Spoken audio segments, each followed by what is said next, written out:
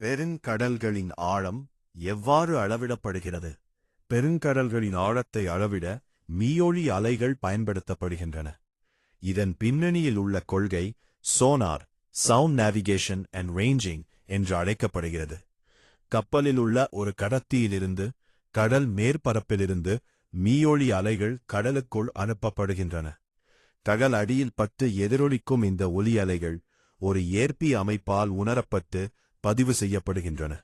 தண்ணீரில் ஒலியின் வேகம் மற்றும் ஒலி மேற்பரப்பிலிருந்து அடி ஆழத்திற்குச் சென்று மீண்டும் திரும்புவதற்கு எடுத்துக் கொண்ட நேரம் ஆகியவற்றைக் கொண்டு கடலின் ஆழம் கணக்கிடப்படுகிறது.